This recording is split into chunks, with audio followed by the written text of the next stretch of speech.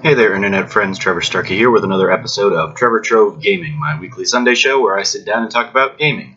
This week, of course, I'm still on the road here at PAX, so we're going to talk about the games I've played here at PAX. This isn't going to be a full rundown of everything. I'll kind of give basically the quick hit impressions of each of the games, and then I will do a deeper dive probably throughout the next week. I'll try and do like a specific preview piece for each of these games that I've played.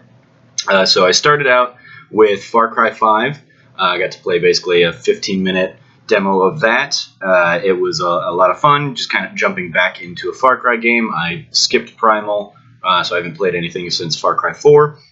I started, the demo starts basically with you having to take an outpost back from like the kind of the militant culty kind of thing that have kind of taken over the town in Montana, or the county, Hope County, I believe. And so it was basically your standard like taking down an outpost kind of mission to start. You got to select which of the guns for hire kind of companion characters you wanted to play with. I picked Boomer the dog, and then I felt really bad about that because like the first thing I did in this demo after petting Boomer was I accidentally hit the button to throw a stick of dynamite and nearly killed myself, nearly killed the dog, and basically alerted the entire outpost as to where I was. So from there, it was just a mad dash of running around until I could get like enough distance from them to turn around and switch to a gun and just kind of pick off a few people at a time. Ultimately, I somehow managed to survive that. I definitely thought I was going to die and be like the first person to die in that demo at PAX here because I was among the first people playing it. And but I survived.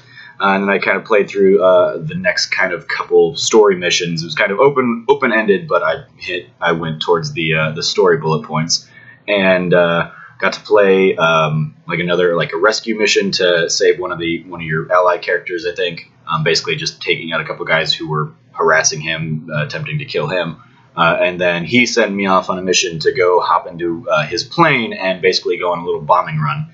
So I'm flying around the county and dropped some bombs on a couple things, and then I had the third target that I was supposed to hit, and I destroyed it, and then I flew right into a tree, died. That was my demo pretty much. So that was Far Cry 5. More Far Cry. I definitely am going to utilize the tutorials next time to remember how to play Far Cry games, so I'm not killing myself so easily.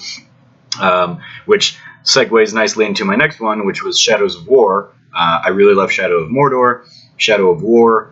More of that. It looks like they've kind of revamped some things and getting dropped right into the middle of a gameplay, where like the demo area basically had like little targets that you could pick, and so like one was set a trap to draw out this orc, or another one was like take over this castle or something like that. I tried to take out an orc and just had completely forgotten pretty much how to play and like combat strategy and stuff, so I had a hard time trying to take down this orc who was a little bit higher level than me. I kind of failed at like trying to be stealthy to kind of catch him off guard. So basically the only thing I was doing that was like picking away any of his health was shooting arrows at him, and I was constantly running out of arrows and having to go pick up more.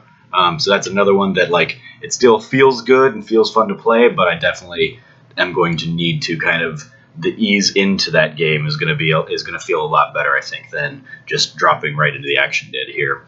And lastly, at the Microsoft booth that morning, I played Cuphead. Went hands-on with Cuphead, which comes out at the end of this month, and had a lot of fun with that. It's a beautiful art design. I basically told the guy kind of leading the demo, I was like, okay, what's the easiest level to play because I'm going to die a lot, and I did. He set me on a platforming level first, just kind of going from like one end of the level to the other. Platforming was fine. It's nothing to crazy write home about or anything. It's just kind of your standard shoot 'em up platformer game. But the thing that sets it apart, of course, is the art style, is the animation of these characters that look like 30s era Disney cartoons and stuff like that. And then I played a couple of the boss modes, boss levels. And managed to get through both of them, but I was playing both of those on like simple instead of like normal mode. So basically the easiest possible outcome for the easiest possible bosses. And they rank your score at the end of each level, and I was getting like D's, D pluses kind of stuff. So lots of room for improvement there. And my big concern with Cuphead is that given its like difficulty spikes and stuff, it's another one of those games that I'm not going to have the patience to see the end of, see the beauty of. And so I'm like, I fear for that game because it is so beautiful, and I do want to experience all that stuff and the animation and everything. But even when I was playing one of the boss rush battles, playing it on easy mode, I only saw 2 of the bosses, whereas if I'd played on normal mode, there would have been a 3rd boss that I would have had to fight after that. So even that, I'm like missing out on content because I'm probably not going to be good enough to play it, and I don't have the time to become patient and good enough on it. So that's my big fear of that game, but we will see when it comes out the end of this month to Xbox. Also, I went to Adult Swim and played Battle Chef Brigade, which is an interesting little mix-up of like a match 3 kind of game. You are playing a chef who is trying to. It is basically match 3 plus anime plus Iron Chef plus hack and slash. So you are trying to become like a master chef in the world of this game. It's very kind of anime tropey art style, as well as kind of the aesthetic of the game just in general. And you cook by playing a little match 3 game where you've got like water elements and leaf elements and meat elements and stuff, and you have to kind of match them up to make a better dish. And to get the ingredients, which are like what make up the match 3 elements that you have to like mix and match and spin around, you have to do like a little hack and slashy kind of thing to like you have to beat up chickens to get the chicken meat or whatever. So that was kind of an interesting little mashup of the 2 games. It's cute. Match 3s aren't really my thing, so I don't know if I'll ever put more full time into it. But it was fun, and it definitely like it caught me with a hook. It caught me off guard with the whole like hack and slashy element of it, and having to actually go and like fetch ingredients in that way. It was a lot of fun, and I got an apron out of it, so that was neat.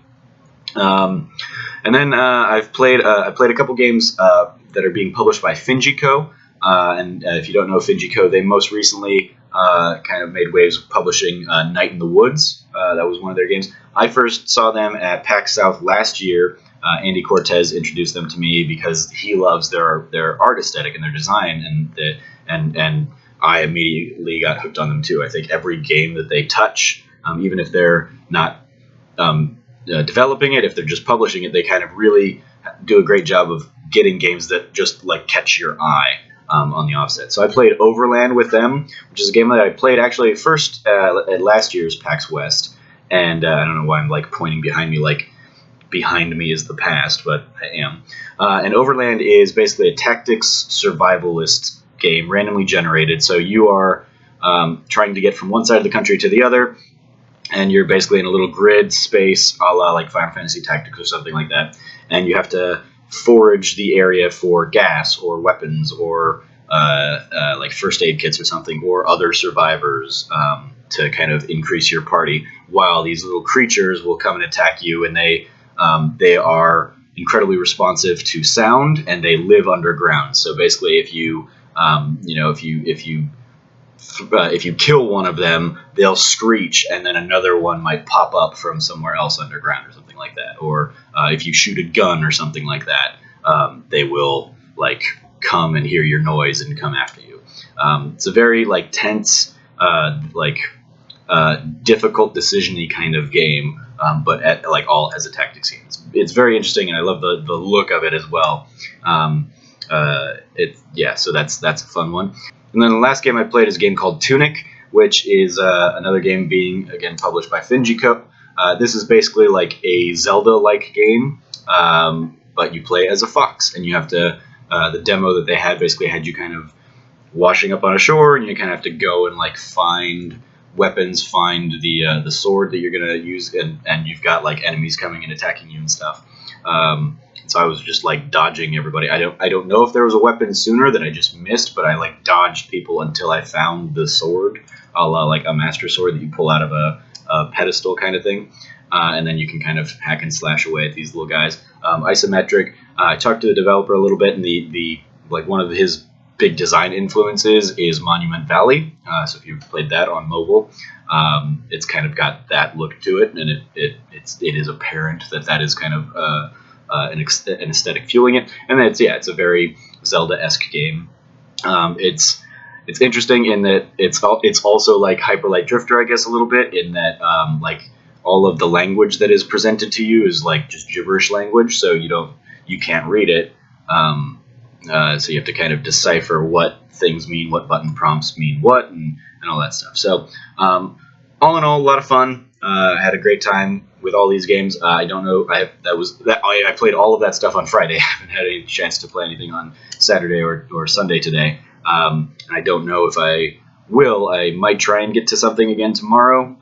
Mondays tend to be like the quieter day as people start heading home tonight. So we will see if I can get hands-on with anything else tomorrow. But yeah, it's been a fun, busy week, and that's what I've been playing at PAX this week. Let me know if any of those games spark your fancy, or you're interested and are excited for any of them. As always, I've been your host, Trevor Starkey from TrevorTrove.com. You can follow me at SnarkyStarkey on Twitter. And until next time, from here at the Trove, treasure your friends.